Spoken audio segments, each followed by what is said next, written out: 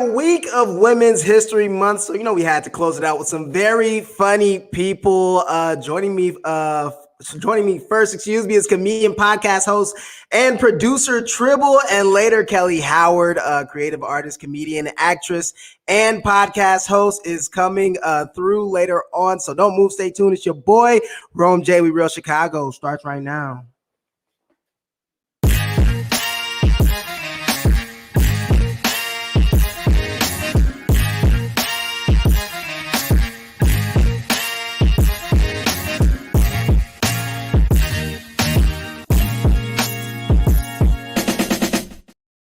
It's your boy Rome J. We Real Chicago. We're back for another week, man. I'm happy to be here. Thank you guys for joining me, everybody out there. So we can't end the month without a new playlist for y'all. So let's jump right into the forecast playlist of the week. So last week I had Larry Legend on the show, and we talked about Chicago's young rap star Cowboy. 21 years old now. Cowboy released Envy Me back in September of 2018. And since then, the song has reached 50 million streams, over 50 million streams, and has gone quadruple platinum. Something like that can be hard to top, and that's exactly what me and Larry talked about. Well, Cowboy is back with the visual for his new song, Miseducation, featuring who some consider to be the GOAT.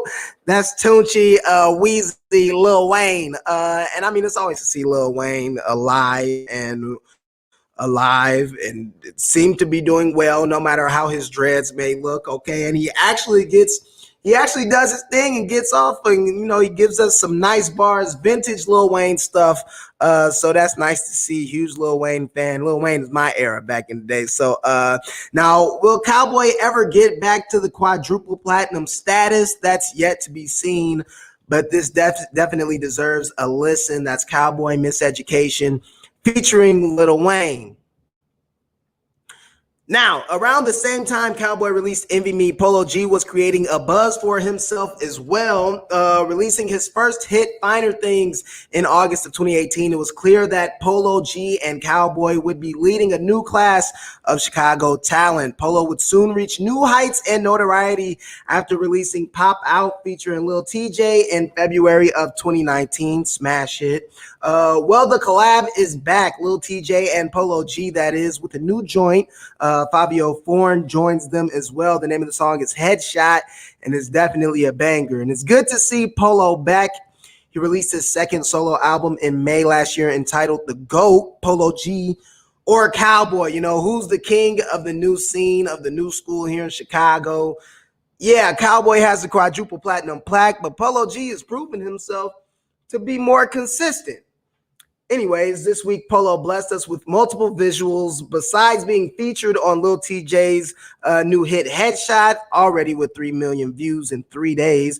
Now, apparently, Polo has been in the remix mood lately, making remixes to CJ's New York anthem Whoopty, Spot 'em Got 'em's Beatbox, and Coi Leray's No More Parties. He does his thing on all three, showcasing 3 different styles. They're equipped with visuals, and they all came in a little bundle for us called For My Fans Freestyle this week. So shout out to Polo G having a big week. You can check out this feature on Lil TJ's new single Headshot, and more new music from Polo on this week's forecast playlist. Make sure you go check out the rest of the forecast playlist, man, this week to see what's on the radar. Some really dope music. Baja Banks, she was just on the show a couple of weeks ago. She's got a new single out, Drip.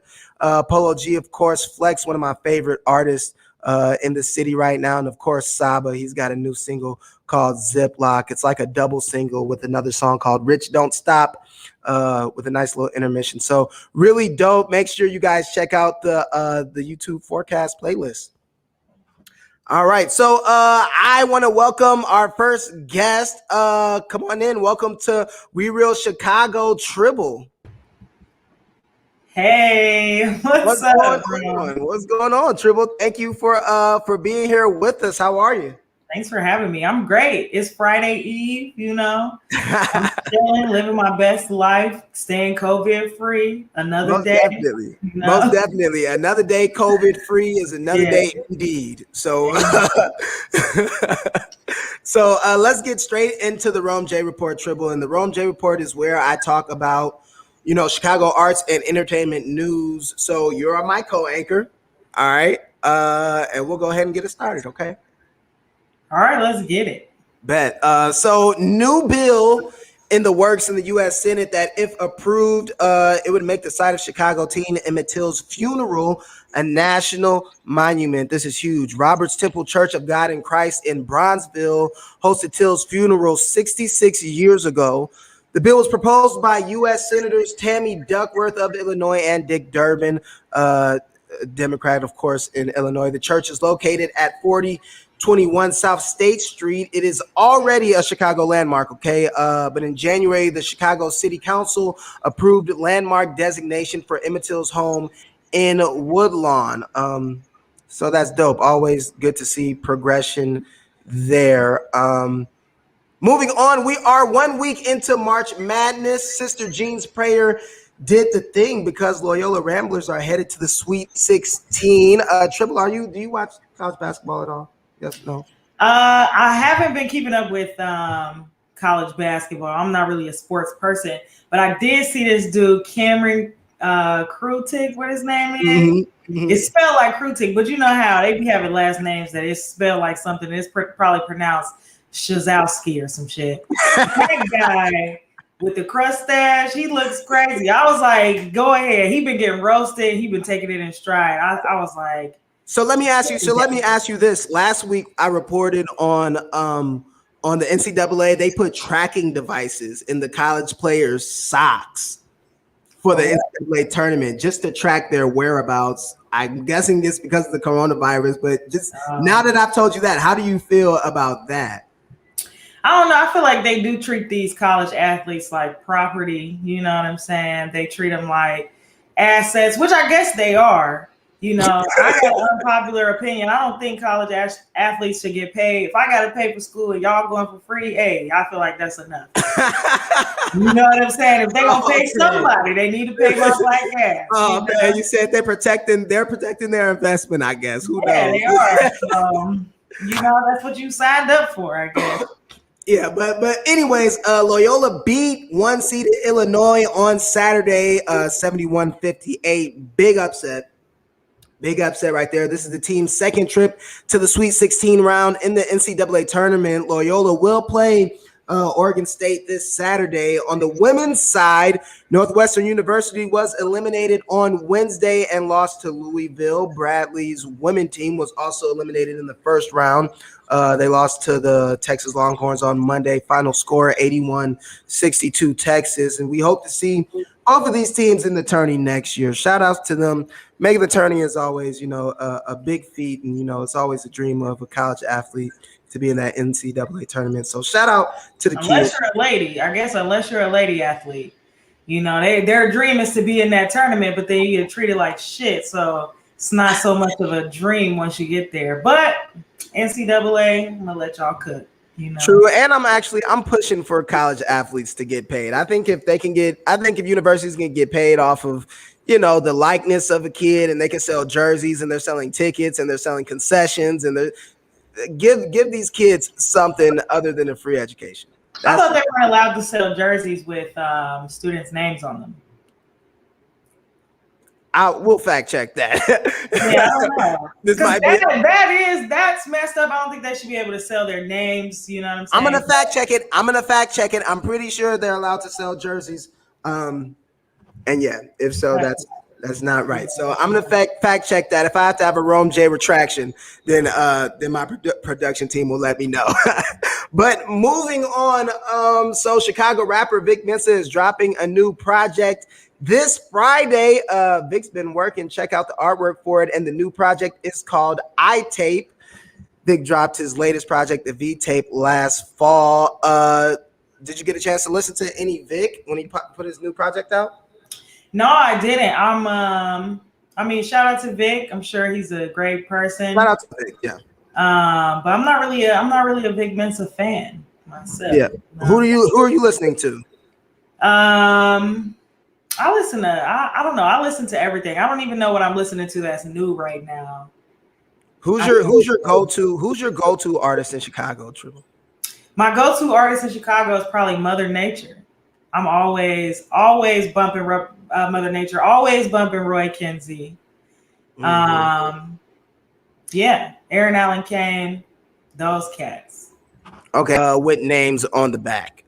Yeah, so the schools are making money off of the sports programs. You know what I'm saying? They're not making money off these students. And it's mostly TV contracts and stuff like that too. Right. Yeah, and students are playing on a national stage. You know what I'm saying? That's what they signed up for. They signed up to go to school and then play sports. You know what I'm saying? Aside from that, but I don't think they should get paid, man. School's getting paid for, and a lot of us, like, you know, we finish school, we work our asses off just to be in debt. And these guys, even if they didn't get school paid for, they go to the league after, you know what I'm saying, college, their school's paid for 1,000,000 times over. So y'all have fun out there, you know, like, you know, have fun being an athlete and getting a free education. You make a good point. Everybody, it's your boy Rum J. I got Tribble in the building, comedian, podcaster, producer. She does everything. She's a woman of many hats. We're glad to have her. We Real Chicago. You already know. Anyways, we're doing the Rum J Report right now. My little spin on current news, entertainment, Chicago, everything Chicago. Anyways, moving on. The trailer for Chicago native Lena Waithe's new horror series, Them. It dropped on Monday and got the streets talking online. So here's a little description of the show from Amazon, and I'll read it as the graphic I think will play on the screen here. Text says, Them is a limited anthology series that explores terror in America. The first season, 1950 set Covenant, centers around a Black family who moves from North Carolina to an all-white Los Angeles neighborhood during the period known as the Great Migration. The family's idyllic home becomes ground zero where malevolent forces next door and otherworldly threaten to taunt, ravage, and destroy them. And that's a description from Amazon Prime Video. I don't know who works for Amazon Prime Video, but that is a very wordy description.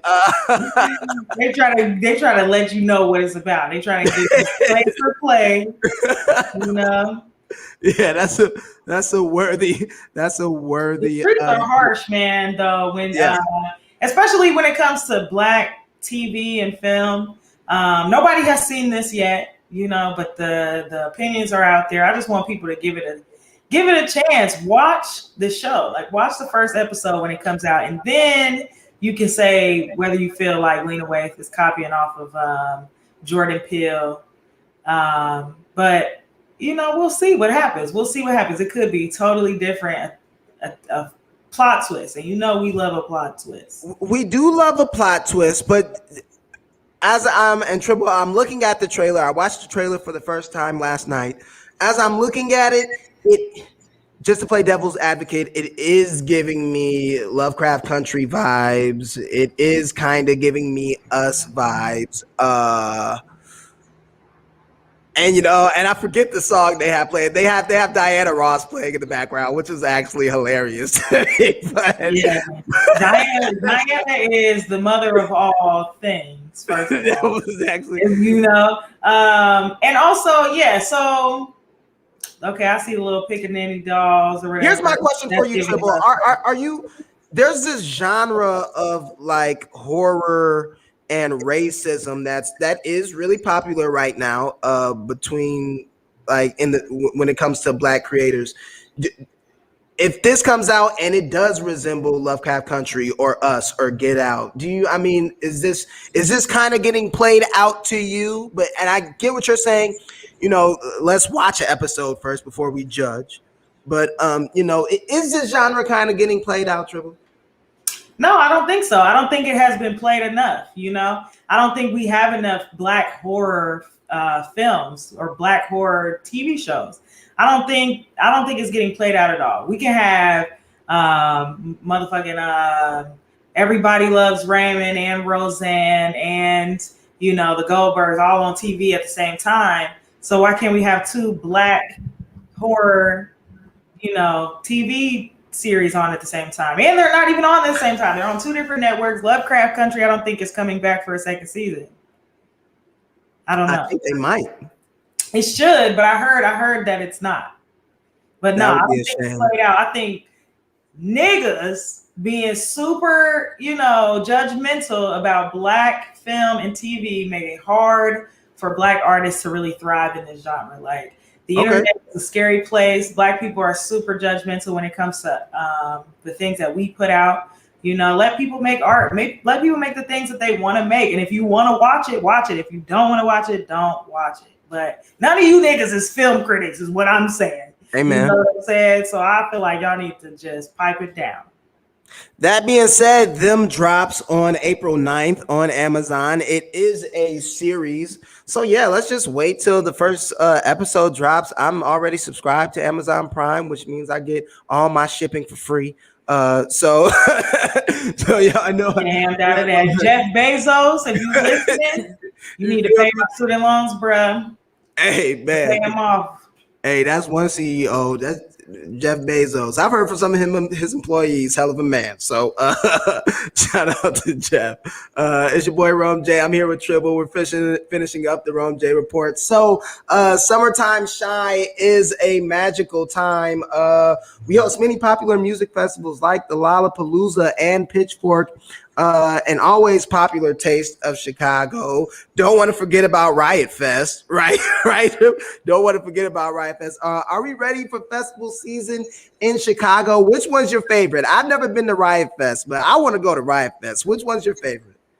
I thought Pitchfork was dope. I think Pitchfork had more artists that I enjoy, a bigger variety of artists to me, and less teenagers, it seemed like.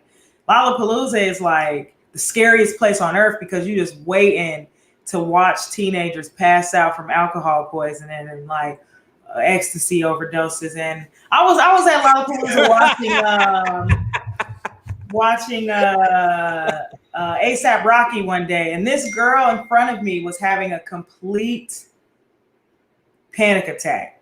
And I was like, you need to leave, because if you start panicking, I'm going to start panicking. So Lollapalooza is kind of a crazy place to be. So I think Pitchfork is more my speed, But they're all fun.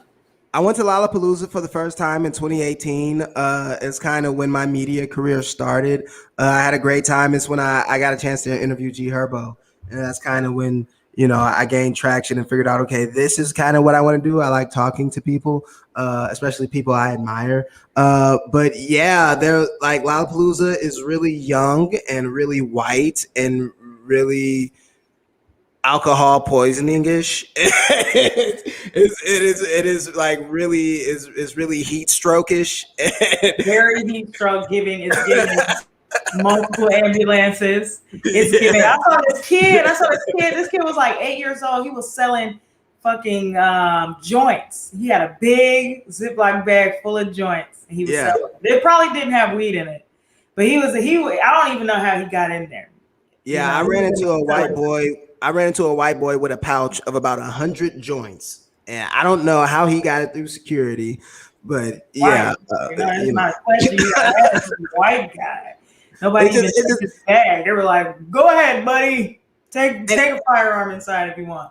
And the funny thing is, there is a police presence at Lollapalooza, but they just don't bother these white folks the way we would be bothered, I feel like. So really interesting to see what the festival season will look like this year in Chicago with COVID, with the vaccine going around, with who's getting it, who's not getting it. I'm excited to see what it looks like. Hopefully things look somewhat normal. The Tribe will be there to see what's going on. And to mention big venues, the Cubs and the Sox will be welcoming fans back to watch games in person this season. According to a Tuesday report by Block Cubs Chicago, more than 200 permit applications were sent to the city by organizers of events by Pitchfork and Riot Fest. It's unclear if these events will still happen, though Mayor Lori Lightfoot said in late February that having big festivals this summer all depends on where we are in the arc of the virus. I don't know where we are in the arc right now, but yeah. When is Lori Lightfoot going to make a statement about why she doesn't get her suits altered? You know, just keep buying them off the rack. Are you going to do that this summer, Lori? Like, what's happening? They don't sell your size. You need to go get it altered. You know what I'm saying? Yeah, and we not pleating the pants no more. We not ironing the pants and making the fold down the middle no more either. We just kind of straight. You gotta put that crease in there. That crease make any pant fancy. Oh no. Okay, so that was the Rome J report. And now that I got the news out of the way, I just want to get into some mess. But we're gonna add our next guest, Kellye, to the conversation. So let's go ahead and do it. Let's welcome to the show, Kellye. Kellye, what's going on? Hey! In the building, Miss Kellye Howard, comedian, podcaster. She's an OG. She's the truth. Thank you so much for joining me. Damn. OG. Oh, yeah. He went there with it. OG, that's a good thing. That's a title. No, I know. I'm just like, how I get there? Hey, in Chicago, you become an OG at 21. So that's true. That's true. Oh man. Yeah, but you got there. I've just been stalking you around Chicago for like the last 4 years, and now we've finally been reunited. I feel great. I lost, and it feels so good. No, and we're definitely glad to have you here. And yeah, it's an honor. Like, you're an OG in the game. You've been in the game for a long time now, doing your thing, holding this city down.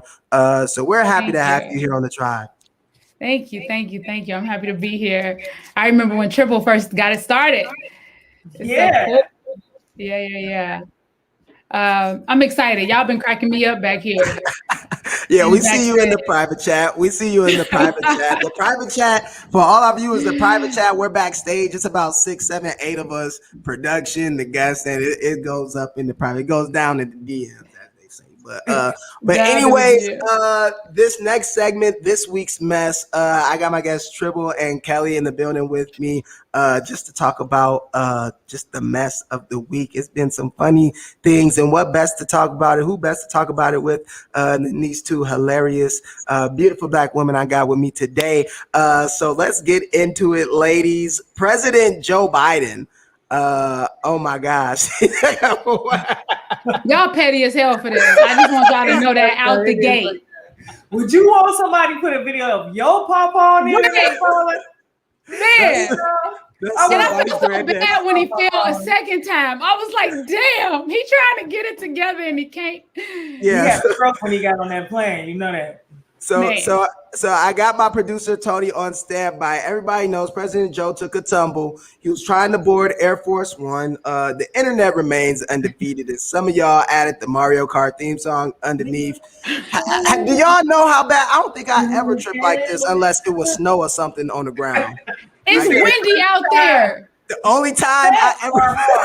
And you know the thing about those airplane steps is they real thin. You know what they I'm saying? Are real thin. So you can't really get a good foot on one of those steps. You got to do it on your tippy toes, and that's an old man right there. That's an old ass. 82, right? How you going? That is an old. Can we age check Joe? Is he really 82? I don't know. That's just a good number.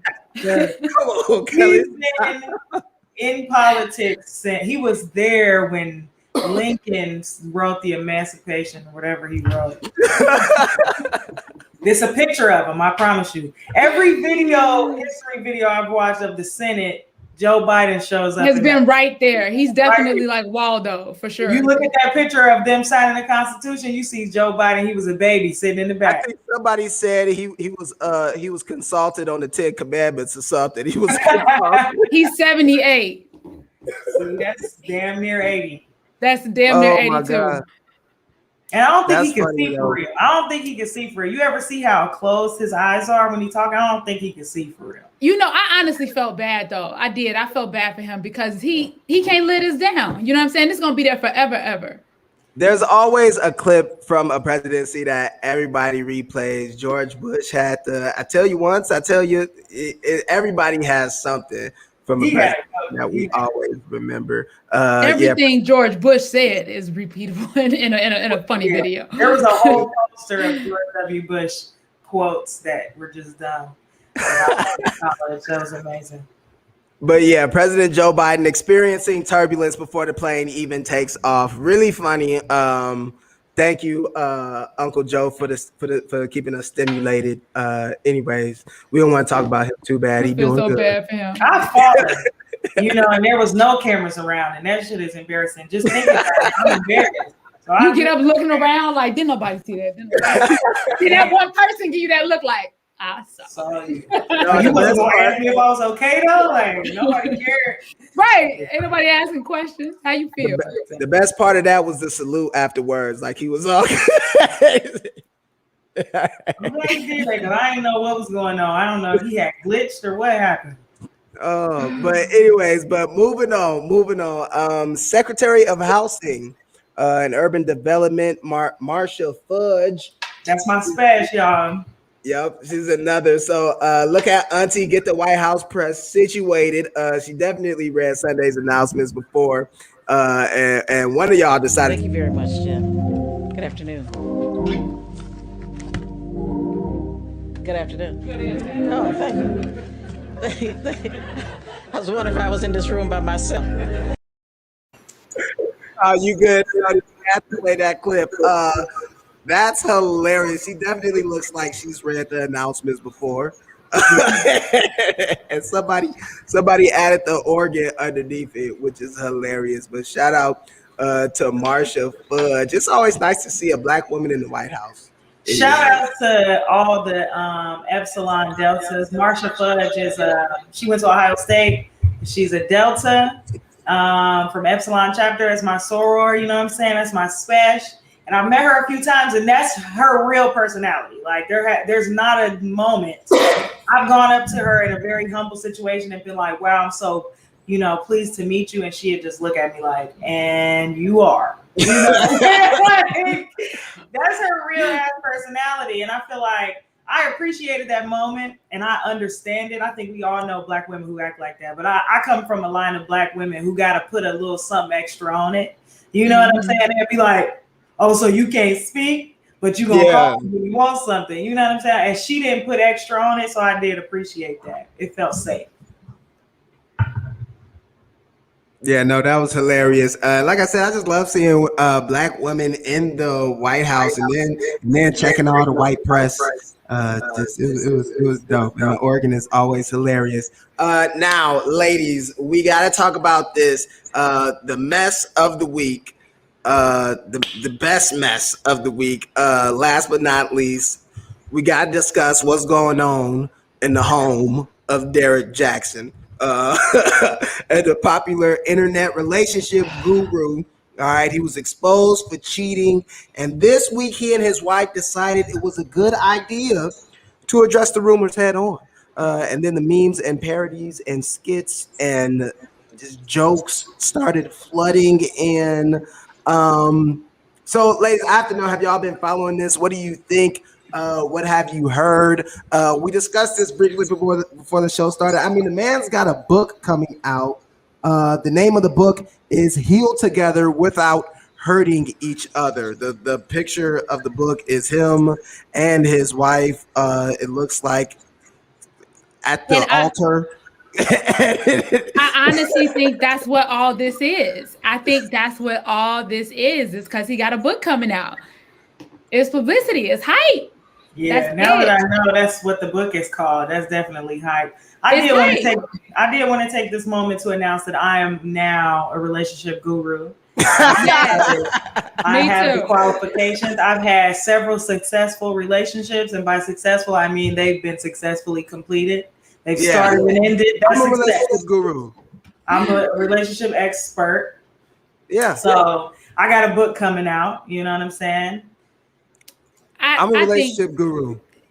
This dude, I think he put himself on too high of a pedestal, and then he failed like Joe Biden on the steps.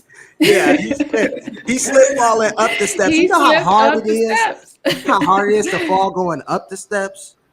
I feel like this guy, like the video kind of made me feel like he just got caught cheating like that day, and he was like, okay, you done crying? Let's go make this video real quick. Let's go make this video. Let everybody know. Like, I feel like if you have had this infidelity happen in your marriage and you got to heal from it, you got to fix your relationship and shit, you gotta give it some time before you tell the world. You know what I'm saying? Like, give it a little space, give it a little breathing room before you definitely go. Need space. Like he said it like, oh yeah, we're past this. We're in the new phase now. And it's like fucking possible. You're not past this. You just ain't got that aftermath residual effect that she got bottled up in her yet. That's what that is. You gonna do something and she gonna trigger, and that's gonna be it. That's the nigga. I gotta deal with this now. Yeah, that's the residual. And from what he's saying, and this isn't. I mean, this is let's be honest. This is blasphemous. With all the stuff he's done, this is like blasphemy on his end because he's been no holds bar on dudes. So it's just crazy. It's just crazy. Derrick Jackson in the news. He's been exposed. So if you go and type in Derrick Jackson's name online, I mean, you're bound to find, endless skits and parodies. He deserves a good roast for this. The craziest thing is that he made a reaction video to this video. In the third person. I'm like, bro, what is happening, man? He referred to himself. Yeah, it's a reaction video and it's in the third person. It's like, I don't even think he's taking it serious. He like, how much more narcissistic can you become to make a video about your video about you? Yes. And he said in the video, right off the bat, nothing stands out to me about the guy in this video, but let's talk about the wife. What? What? They not past this cheating phase at all. Like, I feel like this guy is so severely confused about what's going on in his relationship. He's holding this woman hostage. I feel like I don't even know if that's his real wife or if somebody he just has locked up in the basement. Because this nigga has to be a sociopath where he doesn't even have any like empathy toward this situation or even himself. It don't seem like he really cares. Like, he like, I'm over it. What about you? You know what I'm saying? Yeah, I feel like he has this commitment to his fans, you know, and though he said that in the video that it's not about that, but that's exactly what it's about. For you to feel the need to come out and put this public statement out and have your wife on the video, you know what I'm saying? It's about the fans. It's about what people think about you in this situation. It's saving face for sure. And black people know you can't fool no black folks. It's that book. People know. No. Black people even know.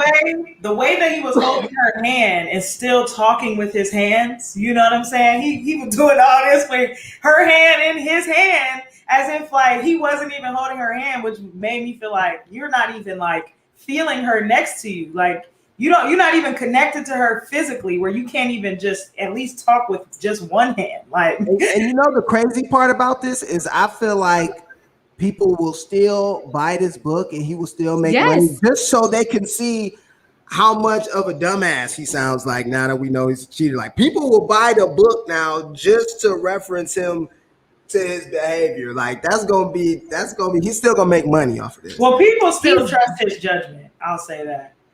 People still have been like commenting on his videos like, you right. You know what you're talking about. He's gained over 200,000 followers in the past couple of days. Since this happened. Now, I will say this, and I'm not going to put in his defense in the beginning, but just take that as a little potential context. But I do feel like people make mistakes. Yeah.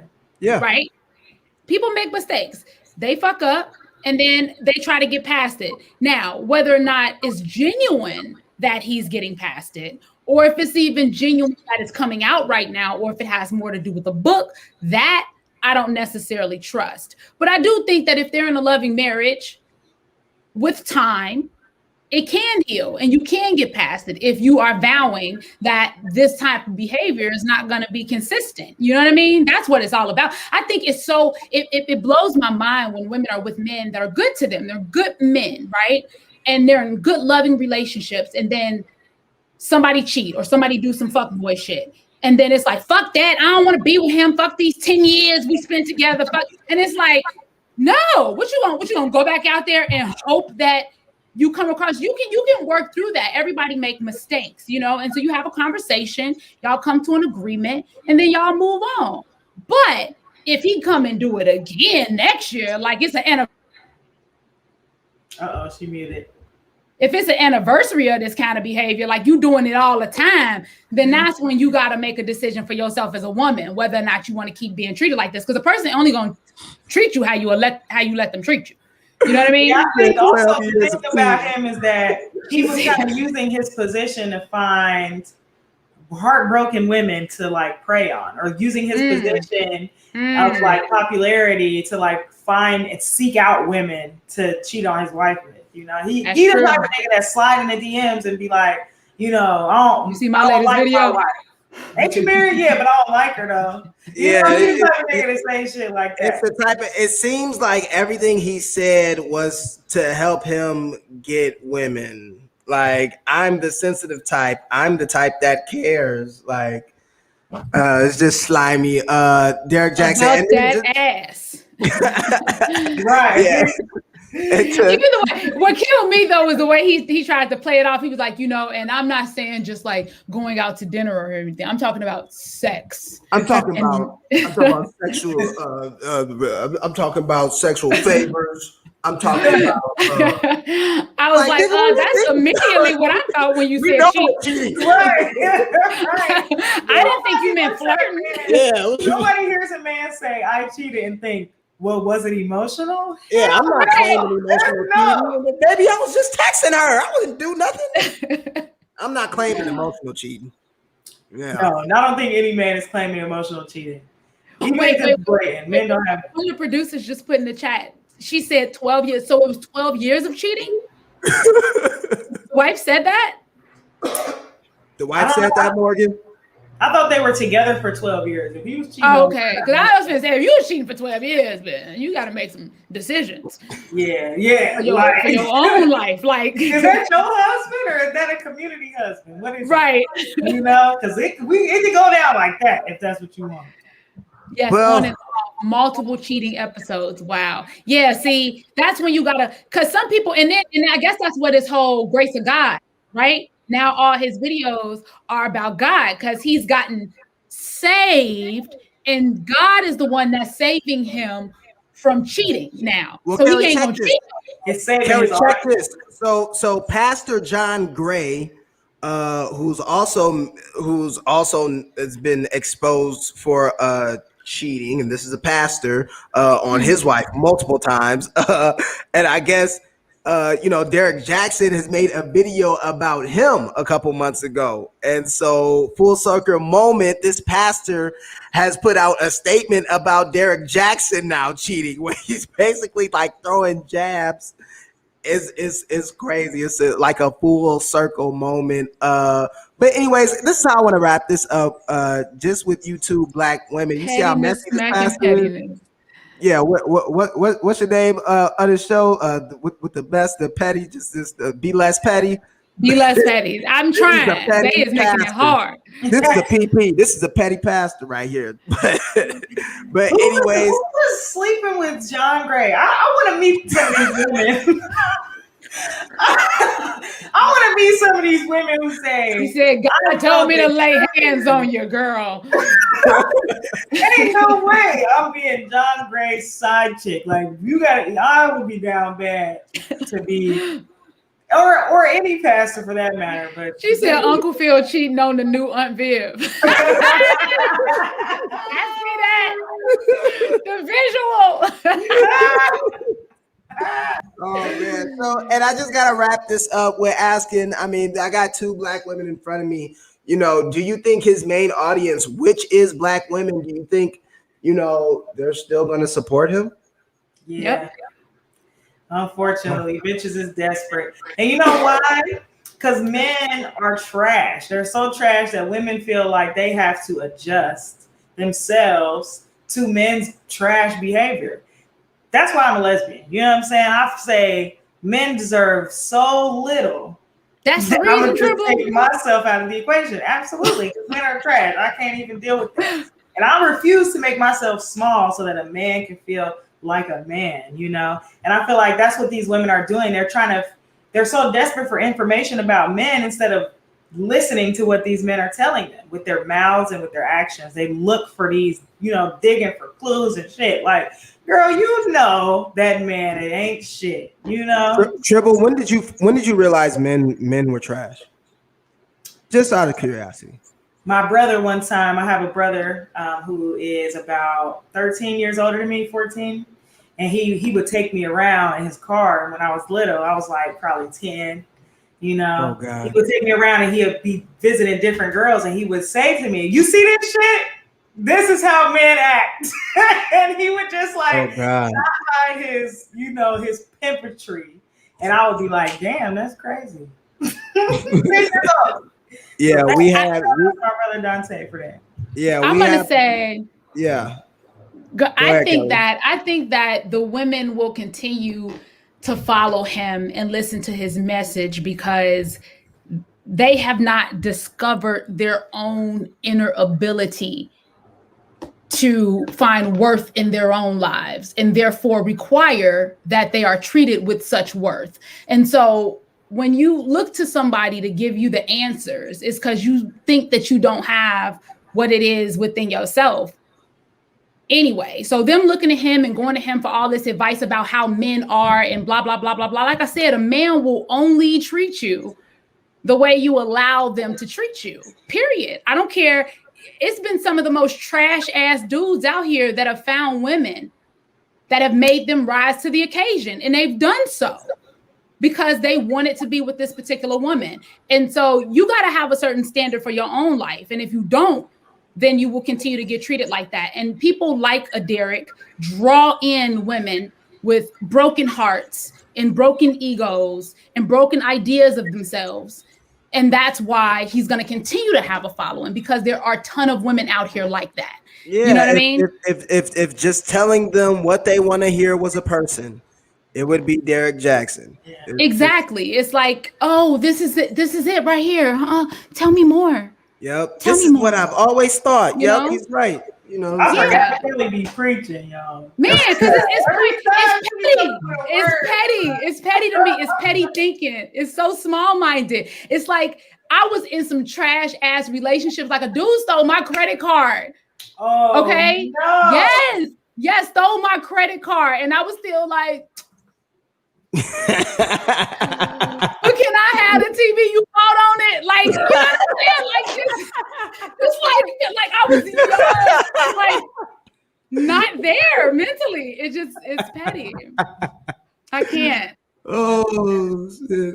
It's your boy Roger. I got the hilarious Kellye Howard. I got Tribble, gifted, talented Black women. We're wrapping up Women's History Month here on the Tribe. Real Chicago. We're having a blast. Thank all the viewers on, guys. We got 12 people watching this right now, y'all. So one of them, my mama. Hey, mama. Yeah, one of them probably my mama. My mama's asleep. It was her birthday yesterday. Happy birthday to my mama. She turned up.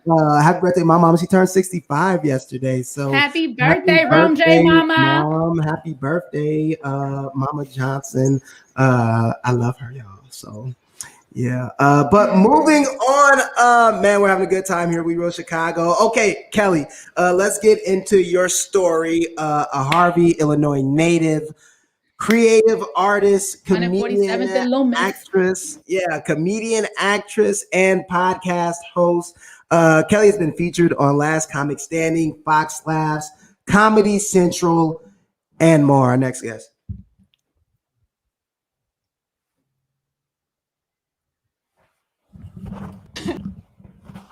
And I believe we have. Then I had like this moral, like sickening feeling in my stomach where I was like, no, I can't do that. I can't sell my people out like that and be no crackhead on my first TV role.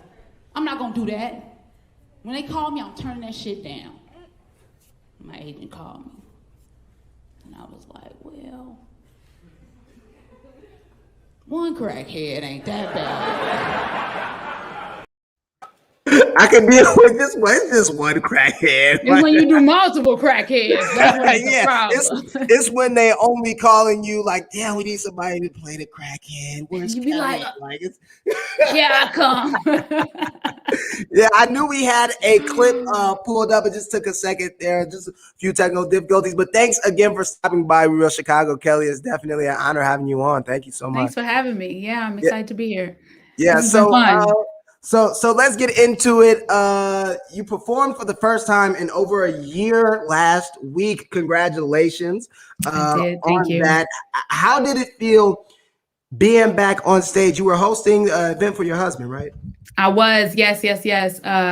Private had a private, no pun intended, had an event, and I was too prideful to let another comedian host it. So I was like, I do it. Damn that. And it was, I'm gonna be honest with you, I was nervous as fuck. Like, It was so weird because in my 15 years of doing stand-up comedy, I've never went 8 months without being on a stage. The most I've went is like 2 weeks, if that. So 8 months was a very long time to not be in front of an audience. And then I wasn't doing any social media, any type of, a lot of comedians have been doing like little videos and sketches and stuff like that. I wasn't doing anything. Like, this was a straight up spiritual awakening hiatus for me, where I just backed all the way up from all of the arts. So it was interesting. Yeah. So, I gotta say, congrats on your feature in Cherry. Thank you. Of course, walk me through, what the film's about, your role in it, please. So the film is about a Army veteran, or I think he might have been Marine, but I think it was Army or Marines veteran. He came back from war and had extreme PTSD and started using heroin and started robbing banks. And this is a true story. It's based on a book that this guy wrote while he was in jail, because he ended up going to jail for robbing the banks. And I played the nurse that was supporting him when he came in with his wife in an overdose. Yeah. Okay, girl. I see you in there with your scrubs on. Okay. I did a little something. Yeah. All right. So dope. And I believe, do we have a quick clip of Cherry? Producers, do we have a clip of it? Nope. No clip of it? All right. Nope. Yeah, I thought we were going to get it. Just go watch the movie on Apple TV. Watch the movie on Apple TV. Apple TV should give a free subscription, right? Yeah, they might for like a moment. Yeah. 7 days. Anyway, check that out on Apple TV, Cherry, with Kellye Howard in there, y'all. So just about you, getting to know Kellye just a little bit. Just like, I think every comedian has this like aha moment where they're like, okay, I'm funny. Like, I might be more than just picnic in the backyard funny, or like, everybody's in the living room and I'm just funny. I might actually be funny. What was that moment for you when you knew you were really funny? So I was actually, when I first, the first moment that I ever got on stage, I was working at Foot Locker, and this producer, you may not remember, when they used to do comedy at the Holiday Inn in Matson. That might be way too past your, like, it was a long time ago. But either way, Damon Williams used to host it, and they would do comedy at the Holiday Inn in Matson. And I was working at Foot Locker, and this producer came in and said, it was like a Latino family was in there, and I asked them, did they need help? And they told me they didn't speak English. And then I was like, okay, well, I can't help you because I don't speak Spanish, right? That was the end of that conversation. And then they like walked out in front of the Foot Locker and started speaking perfectly good English. And I was so offended that they lied to me that I just started like roasting their ass. You know what I'm saying? I started roasting them so hard. And there was a producer in there, the one that did the show at the Holiday, and he was like, yo, you are hilarious. He was like, have you ever tried stand-up? And I was like, no, not really. He was like, yo, you should try doing stand-up comedy. I think you would be great at it. And so I went and did this show. He gave me 5 minutes. And I was telling everybody, like half the audience was my family and friends, because I was like, y'all, I'm finna do this thing. And I didn't talk about shit worth hearing. Like, it was, I wasn't talking about nothing. I was talking about like old people coming to the skating rink, stepping in the middle of juke songs. Like, it was like the dumbest joke. No substance at all.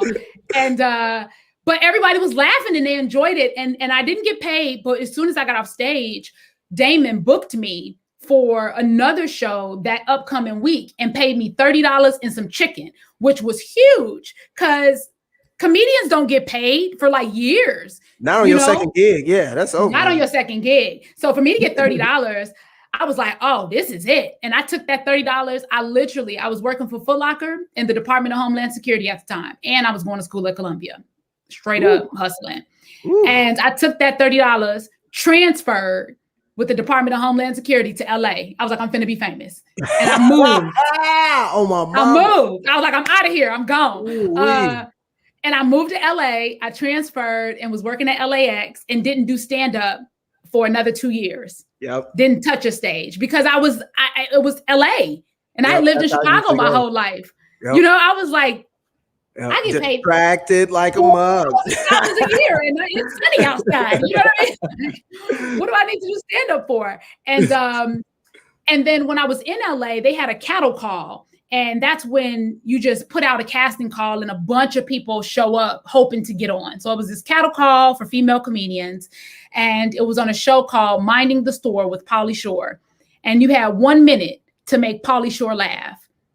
And that was the audition. And I got up there and did this weird ass Tourette's where I just cursed. Like I was like, bitch, motherfucker, shit. And then I swear that's what I did. And then did like some random little joke and then went back to bitch, motherfucker, shit, damn. And he laughed. He was like, he found it so funny. And I got casted. And I got $750 to do 5 minutes of stand-up on national TV. Wow. And I was like, this is my third time, bro. This is my third time on stage, okay? And I was like, oh, I've made it. And then when I watched it, when the show actually came out, they had edited me out completely. I didn't even make the cut of the show. But that's when I realized, that was like the aha moment to me of like, okay, if you're going to do stand-up, Kellye, you need to learn how to do stand-up. You need to understand this world of comedy. And so I moved back to Chicago, and that was in 2006. And I've been doing stand-up ever since. That's when I officially call myself a stand-up comedian, is 2006. But 2004 is when I like got on stage for the first time and moved to LA. Wow. Shout out to Pauly Shore, man. Pauly Shore, man. Yeah. Which is why that dumbass Tourette shit worked for him, because that's the type of comedy he likes. Pauly probably high as hell. It was so ridiculous. One of my favorite Pauly Shore's when he did the voice in Goofy movie. So that's one of my favorite Pauly Shore moments. But anyways, so moving along, and we got to ask you, so you come back to Chicago, what's been most challenging about navigating comedy as a Black woman in Chicago? I don't really feel like I struggled as much as like most, because I didn't fuck any of the comics, right? I made that a #1 no-go, right? No sex with comics, strictly business, hustle. I don't really think it's about being Black or being a woman in Chicago as more as it is being confident in my own voice and how I present myself on stage. A lot of how I present myself on stage over the years was all mask. It was mask of what I thought I needed to be, right? The image of what most people see most Black female comics to be. And so I had to present myself like that, when in fact, that's not aligned with the true comedy of my heart. You know what I'm saying? The stuff that really makes me laugh. And so that's been the toughest journey along the years of just trying to find my voice that I felt comfortable enough saying versus reverting back to this, you know, loud, in your face idea of what I thought a Black female comedian should be, if that makes sense. Does that make sense? Yeah. I went around the corner and up the hill with that. But just like this idea of what a comic should be. I wasn't being that. I was being this idea of what I thought a comic should be versus being true to my heart. But I also think that that's part of the journey. You got to do that in order to get to where you know you want to be in your art. You got to go through all the bullshit and say, oh, that ain't real for me. And so I didn't have a lot of the challenges that like a lot of female comics say they have with not being able to get booked and all of that. No, I was always able to get booked. I was always able to have fun on shows and get up on shows. I practiced both North Side and South Side. I studied at Zanies is a place I played. I played Laugh Factory. I studied at Second City, improv. I was always very interested in comedy as a whole. So I never boxed myself into just stand up as a Black female comic. I was like, I'm an array of things and I want to figure out how that works for me. But I always just had this underlying insecurity or confusion about like, if I show up fully as myself, right, the Kellye I think myself to be, people won't accept that. So I have to show up as this image of what I think a Black female comic looks like. And that always felt comfortable. And let me ask you something. Is that how it's going down? I mean, we know how the music industry is. You might have to give up something to get something. But is that how the comic scene is? You might have to screw around to get to where you need to be. Man, that's the scene in like anything where it's a male dominated industry. It's unfortunate, but when you have a male dominated industry, like women are vulnerable in that space. Yeah. Wow. And I just never felt the need to be that. I was like, you either book me or you don't. I'm not gonna put myself in a position to get a name out here to be disrespected in any way. Not that having sex with a bunch of people is a bad thing. If that's what your flow is, that's your flow. That's how you get down. Just me and myself, I never felt comfortable with making myself known as a comic based on that. So I think some of my biggest challenges was more just how do I show up as a full me, like the me I know myself to be versus the me other people would like to see, the me that other people will accept out of a Black comic, a Black female comic at that, because it's a certain level of ignorance they expect you to have. And it sucks because if you want to be smart or you want to be if you want to spit some real knowledge within your stand-up, you can get judged just for that. Quickly. You know what I mean? Yeah.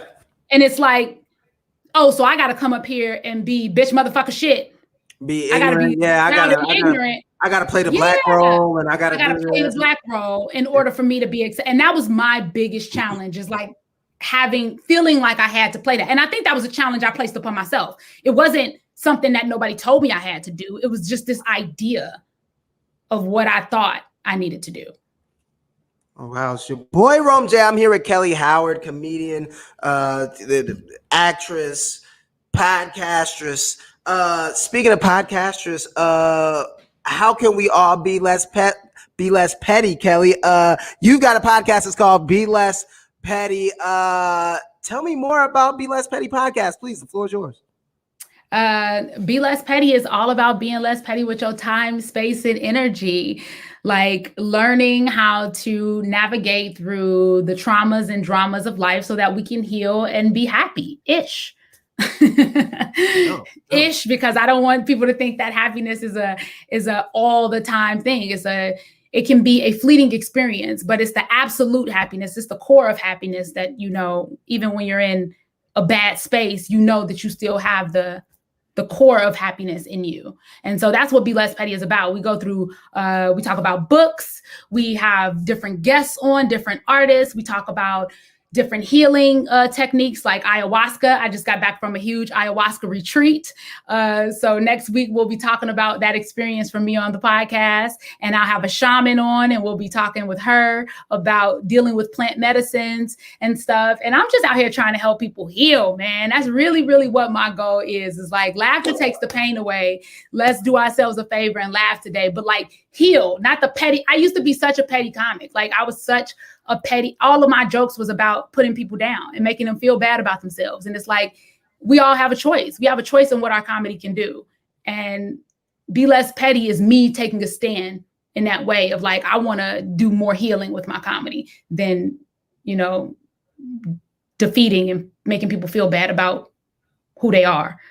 Yeah, Kellye, you've transformed as a person and as a comic, and I see it when I watch your stand-up. I mean, when you talk about putting people down, you take jabs at yourself in your old comedy, your older comedy. You took jabs at your pretty much you took more jabs at yourself than anyone else, really. So it's happy to see you come. I'm happy to see you come full circle and to really just put that positive spin on your comedy now. It's really great to see. Please, are you working on anything new? Tell me, the people out there, what you're working on currently, if we haven't already talked about it, and just where can people tap in to follow you? I know you're not big on the social thing. I'm trying. But, tell people how they can stay in tune with you on social media, and what do you got in the pipeline for us, Kellye? So you guys have the banner up for Be Less Petty. That's going to be April 1st, which is next Thursday at 7 p.m. on Twitch. Oh, lost a pot. That's going to be next Thursday on Twitch.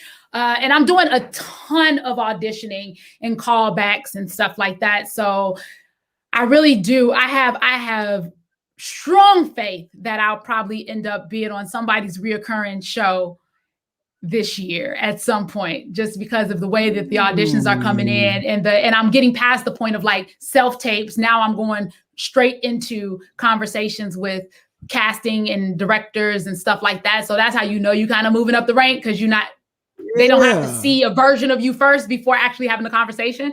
So that's starting to happen, which is really exciting because acting is my number one love. Like I've been in love with acting since when I first started stand-up. I was actually in school at Columbia for acting. So that's my number one heart, that and talking. Shows in Chicago, doing more Empire, what? Shows in Chicago, but a lot of these shows are shooting out of Canada, New York. So I don't know if I'm necessarily going to be just in Chicago. I hope so, though, because Chicago has a lot of new films and stuff being shot here too. I think Power's doing a spinoff, I believe. Yep, with Tommy, starring Tommy. And that's shot here in Chicago. Yeah, and so stuff like that is coming, which is really exciting because we definitely, as actors and actresses, need more work here in Chicago. Yeah. But they can always go to my website. Kellye Howard. Yeah, go ahead. Shout out the website. Shows. Yeah, Kellye Howard, just my name.com, kellyhoward.com. And I'll list all my upcoming shows or anything if I'm doing anything live on there. Kellye Howard, actress, comedian. She's got a new podcast, Be Less Petty. It's going to premiere next month, April. What's the date? April 1st. April 1st, Be Less Petty. Make sure you guys check that out. Thank you, Kellye. Don't go too far. I'll be bringing you back soon. We're getting ready to wrap it up, but thank you so much for joining me, Kellye. Of course. All right, now we're getting ready to bring Tribble back. Just so you know, Tribble's career in comedy started early. You can find her imitating her favorite characters from In Living Color. Now based in LA, Tribble is a stand-up comedian, host, and radio personality. I'm happy to bring her back. Welcome again, Tribble. Thanks for joining me. How are you? What's up? I'm all right. What's up? What's going on? I'm doing good. Thanks for sticking around. I'm having a great time today. So let's go back to the beginning, the reckoning, the eye-opening moment. It's my theory that every creative, not just comedian, but every creative has this moment where they're like, okay, I could do this forever, possibly. When was that moment for you? Really break it down for me, Tribble. When I first started doing stand-up, it kind of like fell into my lap. I would write these little statuses on Facebook that were funny, and I had a podcast at the time, and somebody ended up asking me to perform at Lathan at Beauty Bar, and I was like, I didn't really perform at that time. But I had always wanted to try stand-up. So I was like, all right, this is a good opportunity for me to try stand-up. So Lathan is kind of a place where you could like try out new art and, do experimental things. There's a lot of weird shit that used to happen at Lathan. So I'm like, if I'm going to do something for the first time anywhere, Lathan is the best place. And Kelly's sister, Ashley, was actually there. She made the video for me, and I got wasted, to be honest. I had like one too many drinks, and I I did this set and it was amazing. It went very well. And it went as good as it could for me being tipsy. My best friend is watching. She actually gave me one of my first stand-up sets at a fundraiser that she did, which was good. I was hella nervous at that thing. But from the first time that I did stand-up, I realized that like I felt so comfortable on stage. Like there's nowhere else in the world that I feel more like myself than I do when I'm on stage doing stand-up. And it's fucking insane. And I think when I realized like how easy it was or how just good it felt, how natural it felt, that's when I was like, damn, like maybe I can start manifesting a Netflix special, you know what I'm saying? Like, so that's where I'm at with it. Black Girl Magic. Speaking of how comfortable you are on stage, we do have a quick clip of your stand-up. Let's go ahead and roll it. So we stop at a bus stop, and there's a guy in a wheelchair on the bus, and that's where the guy's gonna get off at this stop. And so the bus driver gets out to help the man out of his, seat, out of his space, so he can get off the bus.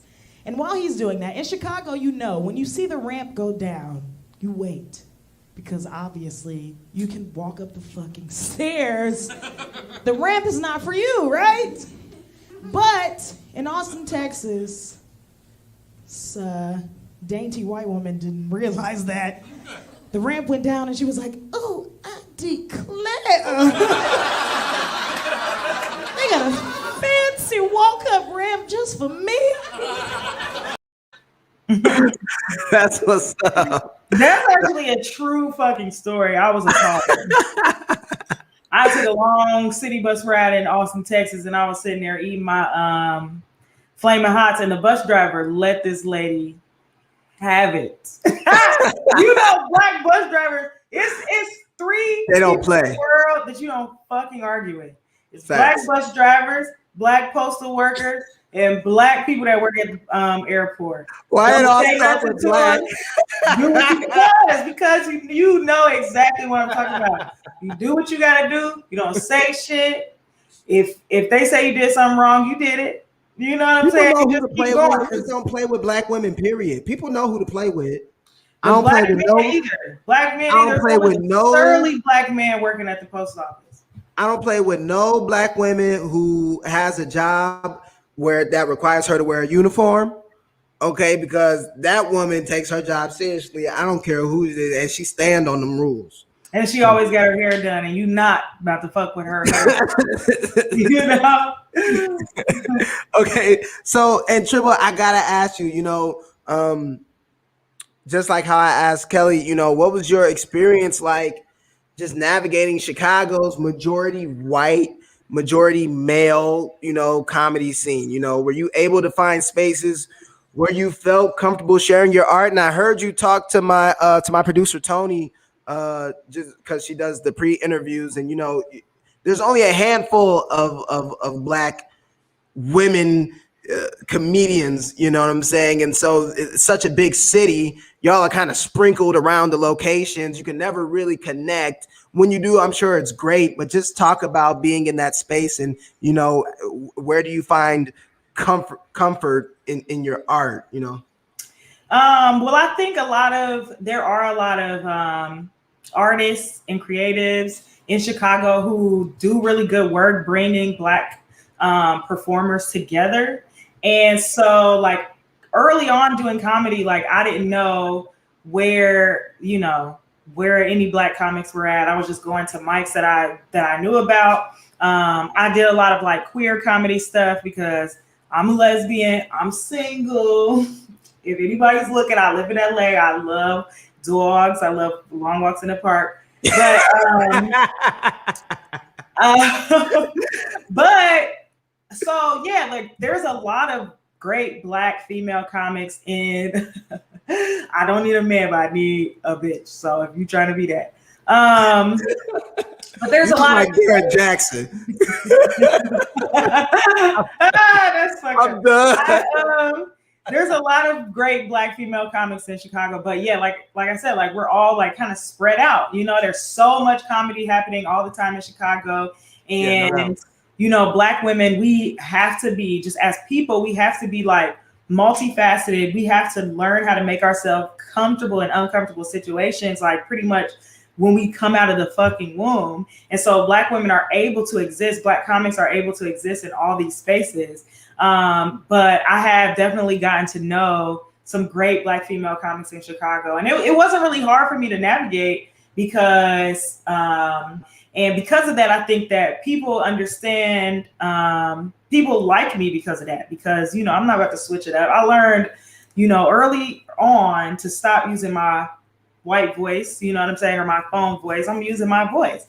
I try when I'm on stage, I try not to talk about white supremacy. I don't like putting that phrase out into the world because there ain't shit supreme about a white person to me. You know what I'm saying? So I talk from my experience and not from my lack of, you know what I'm saying? And so, yeah, so I just do me 100% on every stage, you know? That was powerful. There's no such thing as white supremacy because that'd be calling them supreme. I mean, that's powerful. Amen. Yeah, words, man, words are powerful, you know? Yeah, so let's talk about your film Good Genes for a minute, if that's cool with you. Yeah. Yeah. Yeah. So first of all, hey, I want to say congratulations first. You know, that's a big deal. And I heard that the film toured in multiple film festivals last year. So tell me, because I don't think that you woke up one day like, or maybe you did, just like I'm make a film. What made you like set out to create this film? What inspired it? Please, floor is yours. Well, to be honest, like my life is a whirlwind of just like shit happening. Yes. And so one day I have been talking with Omar Christian, who's the founder of Open Television in Chicago. That's doing really big things in Chicago. If you don't know about OTV, go check them out. Go subscribe. We had them on the show. So people are familiar. So I have been talking to Omar about doing a show with OTV. I wanted to do a reality show. I want to be a nightly show host. Like that's my dream job. And so I was trying to put together like somehow that I could do it like on a smaller scale. So Omar had like been coming to my shows. He had been having these conversations with me, and he just like really believes and continues to believe in like my ability. And so shout out to Omar for that, because that really like has propelled me forward in so many ways. And so he connected me with Michael Fry, who is a screenwriter. He worked on Fresh Prince back in the day. I think he worked on like The Cosby Show for a while, and he taught screenwriting at Columbia. And I had never written a TV script when I was a kid, and it's crazy how full circle everything has come. I used to write plays, you know what I'm saying? I used to write shows all the time. And so, but like in my adult life, I had kind of let go of this idea of like art as a career, you know what I'm saying? And I had a regular fucking job until I realized that like I could make art and survive at least creatively off of it. So Michael Fry, he hit me up and we had this meeting. He was like, yeah, I'm looking for a co-author and co-star for, you know, a web series, and we're going to apply for this this funding. And we just had a really great conversation about our past, like our family life, and just like really connected with each other kind of on a spiritual level. And we decided to write this script together, and we got funding from Chicago Media Angels. They gave us a bunch of money to make this film. We filmed in December of 2018. And then finally last year, we were able to take it to a couple film festivals. We won a bunch of awards. We went to Austin Film Fest, Series Fest, Boston Sci-Fi, DC Web Fest, Miami Sci-Fi. Ooh. It was like the most unreal thing that's like ever happened to me, but it was amazing. And we had a great time. It's a great film. And so I've just been, since then, just like trying to do more of that, like keeping some of that momentum to make more. Wow, more shit. Congratulations on that. That's huge. Man, just what an experience it really could have been had all this not been going on in 2020, you know what I'm saying? And just, coronavirus and whatnot. So congratulations to you. Shout out to OTV too. They just got a lot of funding to do what they want to do. So shout out to them. Really like to see people doing what they like to do. So Tony, I believe, do we have a trailer of Good Genes? Cool. We have. That's your daddy. He ain't been a daddy to nobody. Did you show anybody my shoe design? I'm upholding you from the fifth dimensional void. Black Lives Matter. An African alien diaspora. We gotta move this body right now. A hyper-humanoid. Motherfucker. It's your genes. Yes, officer. A magic slave ship moving at the speed of light. Motherfucker! It's gonna take a woman like you. Have you lost your mind? You stole my designs and gave them to Iggy in the design A lab. woman like you. I didn't steal your design. Cookie for. Then who the fuck did? What the fuck was that? A woman like you. A woman like you. A woman like you. A woman like you to say the word.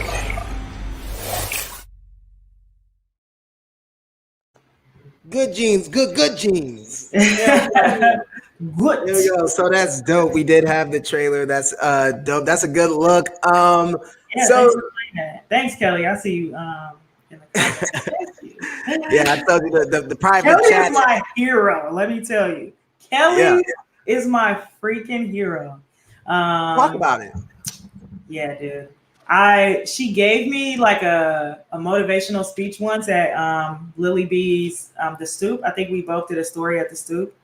And she gave me like the most amazing like sermon, like 5-minute speech that like I was like, what the hell? And it really helped me like keep doing comedy and stuff like that. And she's just like always so nice and like supportive, and like I love Kelly, man. I'm so glad she was on the show today.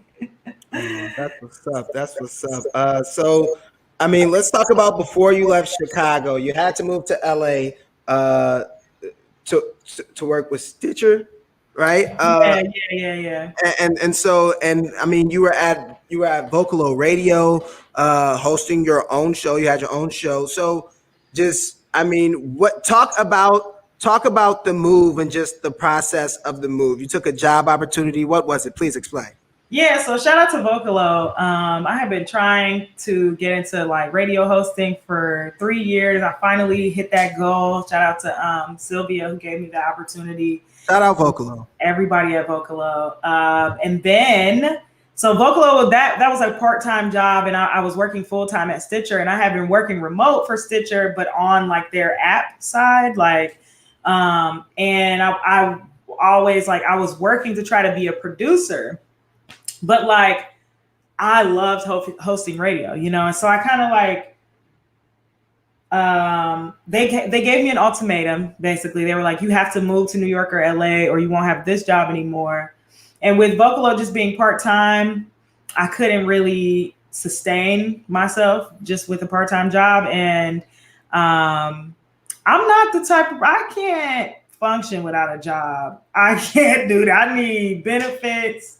I need a check coming in. You know what I'm saying? I'm not the type of person that could just have a no plan. You know what I'm saying? So, and I was like, also, since I did hit that goal of hosting radio, I had done everything that I set out to do in Chicago. You know what I'm saying? And I felt like I had kind of reached the place where I could either be a Chicago staple, or I could try to like do something more. You know what I'm saying? I could try to do something else, And so I think the move for comics is usually New York and then LA. Actors from Chicago go from Chicago to LA. So I'm like, if I go to LA, there's a chance that I would be able to like sell a script. You know what I'm saying? Maybe I'll write for TV. Like I'll be a producer, which is great. And I'll be able to get other people to see me on stage. Like I was doing shows with a lot of the same folks, and like, which is great. The artist community in Chicago is amazing. I wouldn't trade it for the freaking world, but like, I did want to like see, am I funny in Chicago or am I funny? Like, am I good at what I do, you know? And so I thought it would be just a good opportunity for me to try something else. And so now I produce for iHeartRadio. I produce a couple of Black shows. And yeah, you produce. So I'm going to stop you. I'm going to interrupt you right there. You produce on the podcast Deadass. And you know, I gotta ask you, what are Kadena and Duvall? If am I saying that name right, Duvall? What are they like? What are they really like as a couple? You know, because as we've seen with Mr. Jackson, folks aren't always, you know what I'm saying, aren't always all the time. They don't always show exactly how they are on camera. You know what I'm saying? There's a bit of a space there. So, like, how are they like as a couple? How do they really interact? Because, you know, we just want to see how it translates to real life. Yeah, they're amazing. They really love each other. They've been together for like 18 years. Wow. And they have 3 kids. They just bought this huge ass house in Atlanta. They're super great people. You know, they're very warm. They're very nice.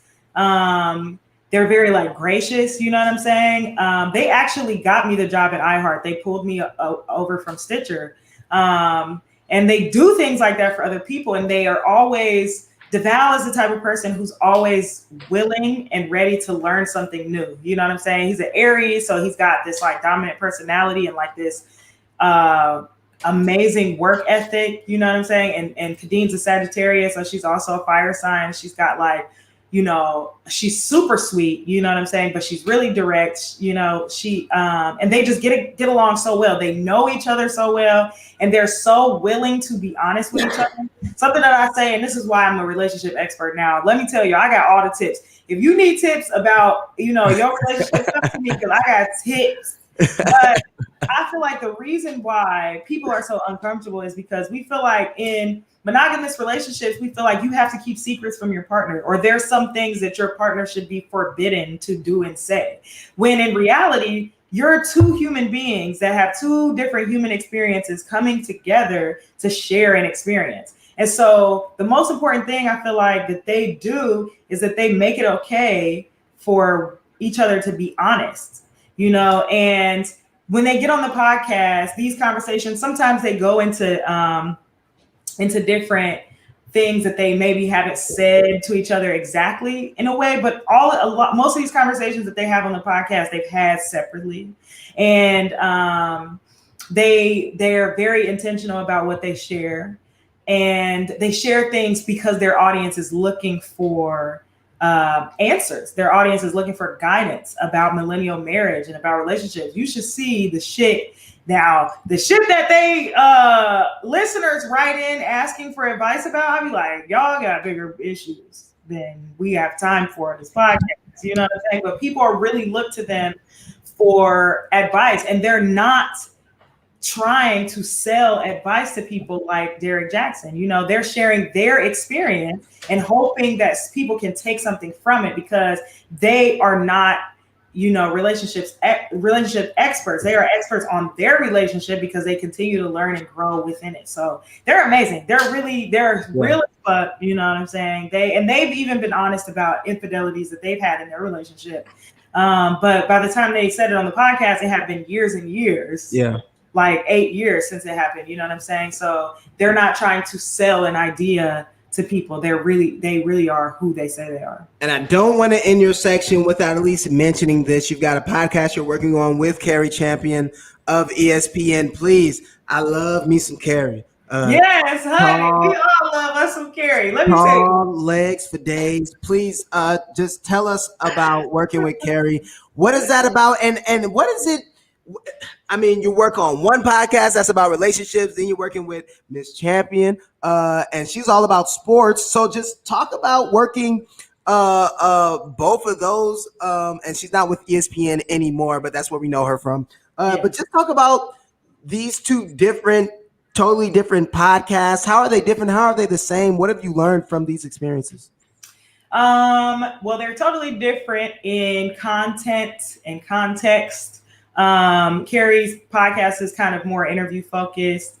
She's letting athletes and entertainers kind of give their story while she narrates it. And so me and Carrie work really closely, and we interact a lot. She took me to dinner on Monday and it was really fun. I love Carrie Champion, first of all. I could listen to her talk all fucking day because her voice sounds like velvet. She's so sweet. She's so hot.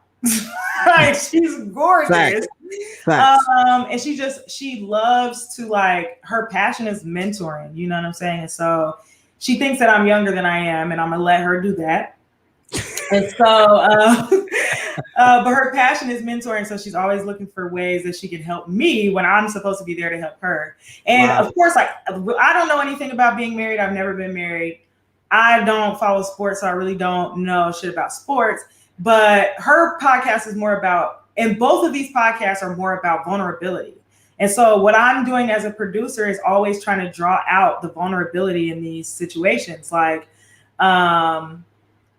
how can Kadena DeVal be more vulnerable about the experiences they've had in marriage and in their relationship and in parenting? Like, how can we draw out the vulnerability in them so that their audience feels comfortable being vulnerable, you know, while they're experiencing listening to this? And for Carrie Champion, her podcast is called Naked, and it's this idea that everybody has this naked quality, something that makes them who they are, you know, at their most vulnerable. And so we're always trying to draw out the vulnerability in the guest. And even Carrie and I, like, we're planning to do a segment about relationships and love together, because me and her just had we've had several, like, really candid conversations about relationships and love, and like how and I try as a producer to create an environment of vulnerability and of transparency. And so as a comedian, it really helps to be able to make people laugh, because that helps people loosen up, and it helps people to, like, just let go a little bit and just say what's on their mind and not try to think too much or try to be too serious. So I think, that vulnerability piece kind of just draws it together. It's your boy Rome J. Thank you, Tribble. We Real Chicago. That was awesome. Thank you for letting us get to know you a little bit better there, Tribble. Thank you. For sure. So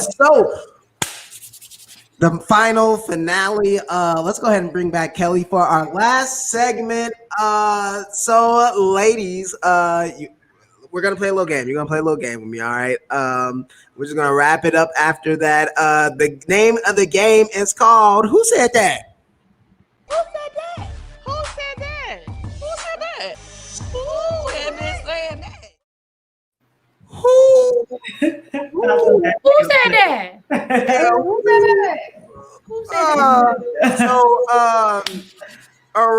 So let me explain. I'm going to read some quotes from iconic Black movies and TV shows. You're going to name the character, actor, and film. Kellye, you warned me this is your kryptonite. Damn, and the actor and film, all three? Yeah, but let me know the movie, the actor, okay, and the film.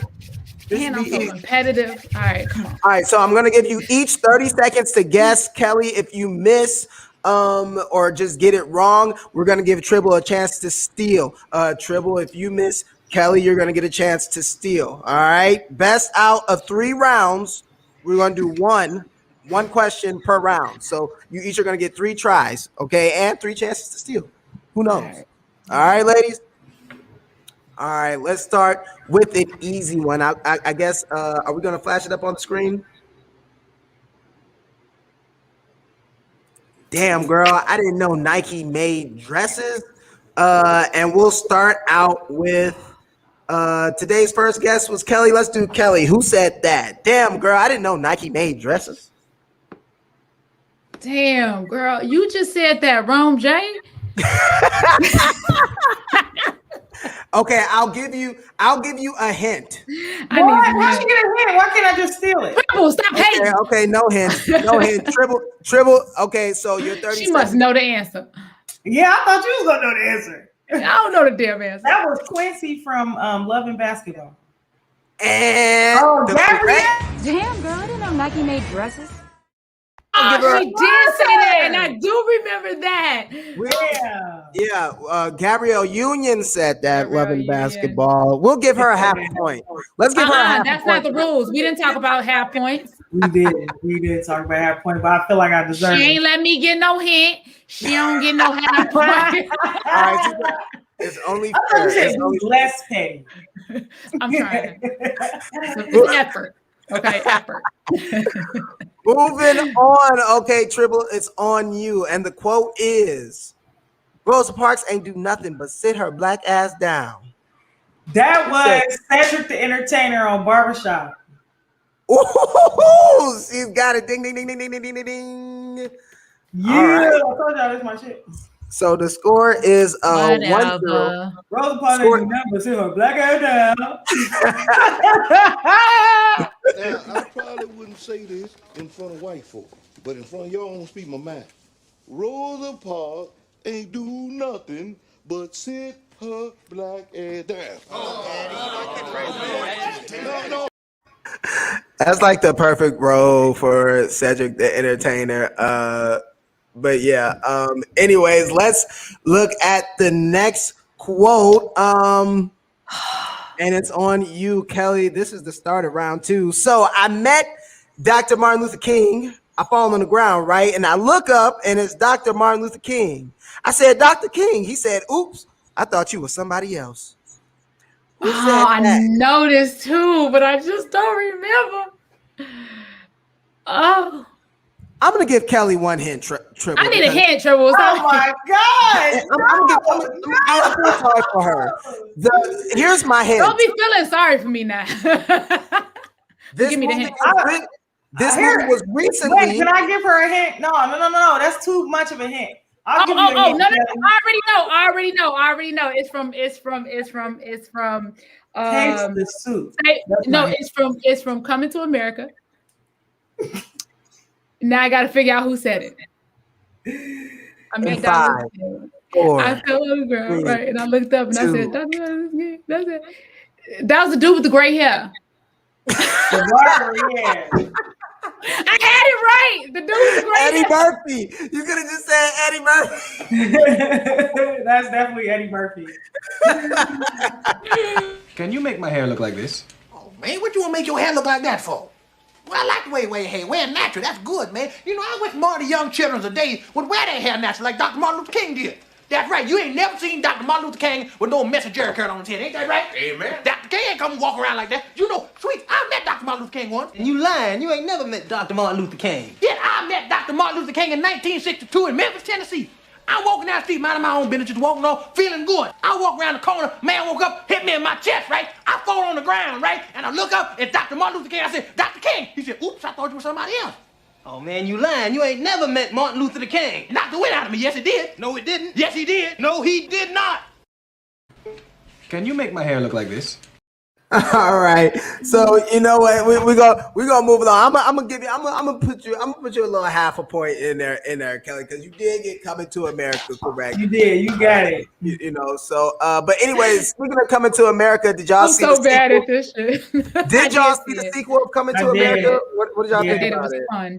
I thought it was good. I thought it was fun. Yeah, I'll say it was fun. It was so everybody got a check. I didn't like how everybody got a check except for Patrice McDowell. Where was Patrice at? Right. They didn't even mention her. That's so true. The little sister. They didn't bring the sister back. They didn't bring back the Soul Glow. I felt like they had to reference. Oh, Soul Glow. Soul Glow. They could have did something like a wig or something like that. They needed facts. Or they could have Soul could have been the official oil sheen of Zamunda or something. They could have did something, but he was the competition though. So who knows? Anyways, that was a really dope movie. I really liked it. Moving on, we got an intense game going on right here. The next quote is for Tribble. All right, we're gonna see what she's got. Look at how she ready. Since you got your degree and you know every fucking thing, who said that, Tribble?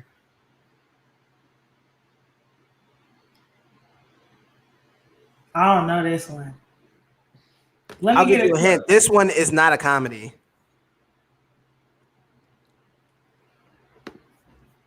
That's the clue that you give, like. Every black movie is a comedy. Like this one is like the exact opposite. It's a meme. Is it I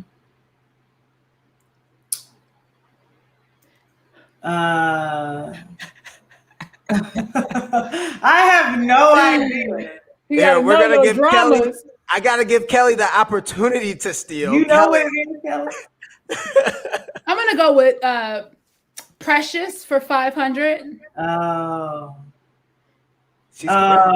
It's Precious. It's Precious. I don't like how y'all. Since you got your degree and you know every fucking thing, who was gonna love me? Who was gonna make me feel good? It's one of those. It's one of those. I live in a place of pain, Tribble. Kellye, that is abuse. It is. It ain't right. It's like still kind of funny. Okay, so here's what I'm gonna do. I'm gonna tie the game up at 1-1. I'm gonna erase Kellye's half point for her half answer, and I'm gonna give her a full point for these combined half answers. Okay, so we got 1-1. It's all tied up, and it's all on Kellye right now. Wait, I thought I had a point and a half. But you said Coming to America, but you didn't say Eddie Murphy, so I gave you a half. And you said Precious, but you didn't say Monique, so I'm gonna round it to 1. Okay, so I got petty. It's fine. It's fine. Whatever. So I'm gonna say it's 1-1. I'm gonna say it's 1-1, all tied up, and Kellye, the ball's in your court. Here's your next quote. Here's the word today is job. J-O-B. And it's the father from Friday. Y'all cheating. John Witherspoon. That's bullshit. Y'all give me pressure. Tribble. Y'all give me pressure. All right, Tribble. I want you to get your ass up today. Go out and look for a job. The word today is job. J-O-B. You hear me? Yeah. Go look for a job today. All right, so RIP to the late, great John Witherspoon. All right, Tribble. I gotta do 2-1 Kellye right now, Tribble. This is the upset. This is the Kellye taunting me. She's supposed to be less petty. She's supposed to be less petty. She's supposed to be less petty. Not even trying to. Yeah, not even just like Derek Jackson. See, you just like Derek. Okay, so Tribble, you need this one. This is your next quote. Let's put it up on the screen. Tribble, you need this one. And the next quote is. It's gonna be a quote from Derek Jackson. Next quote reads, look at Reggie's gums and teeth. Look like his mother had an affair with Mr. Ed. That is Dave Chappelle. Oh, you showed it. Oh, well then I was wrong. You were wrong. That was but I thought it was Eddie Murphy from The Nutty Professor. Let's play it. You mind waiting for the punchline first, brother? I'm sorry, man. It's just that you're so funny. You're so funny the way you take a person's personal defect and flip it around. That's like you pick somebody in the room and say, hey, look at your foot, and everybody look at it and start laughing. That's some funny shit, man. You on your way. You going to the top. You the next Lenny Bruce, man. It's crazy. Well, man, thank you very much. I'm glad you appreciate Reggie's show. That didn't even work with me doing it to you, Reggie. Yes, it would if I would say, look at Reggie's gums and teeth. Look like his mother had an affair with Mr. Ed. So I gotta end it with a tie. We can't say we showed it. Good job, ladies. We're being less petty, Kellye. It's fine. Good comeback. We're being less petty. Ladies, thanks for playing along and having fun. And Your Mama Jokes is always fun. Eddie Murphy's like my favorite, almost of all time, almost. Ladies, before I let you go, great. Before I let you go, what's your favorite Eddie Murphy movie? Who's your favorite? Both of you, I want to know who's your favorite comics? Both of you. Kellye, you go first. Who's your favorite comic? Who's your favorite comic? Let's start there. My favorite comedian, it's actually a triple. It's Bernie Mac, Lucille Ball, and Richard Pryor. Ooh, okay. Tribble, what about you? My favorite comic is Dave Chappelle. Yeah. Yeah, Dave Chappelle. First time I ever cried laughing at something was watching Killing Them Softly when I was like one of my 14. favorite stand-ups ever. Absolutely Killing Me Softly. Dave Chappelle, 2009. Yeah, greatness. And ladies, greatness before me. We Real Chicago, Rome J, Kellye Howard, Tribble. Ladies, thank you so much for coming through. I truly did appreciate it. We went over the time. It's because we're having such a good time. Amazing. Thank you so much, ladies, for coming through. I can't thank you enough. Appreciate you both. Hope to work with you sometime in the future, okay? Yeah, Absolutely. thanks for having me. Yes. Good to see you all. Good to see Thank you, Kellye. you. You too, Tribble. This is amazing. You're doing great things. I'm so proud of you. This show is amazing. Thanks for having me on. And yeah, your staff, everybody on the back end, y'all killing it. I love it. Thank you all. Ladies, if y'all have time on the back end, stay with us. We usually talk a lot of ish after the show goes on. So thank you so much, ladies. Please stay and join us after the show. After party. You already know what it is. Well, guys, that's our show. Thank you to our guests, Tribble and Kellye. We had a great time.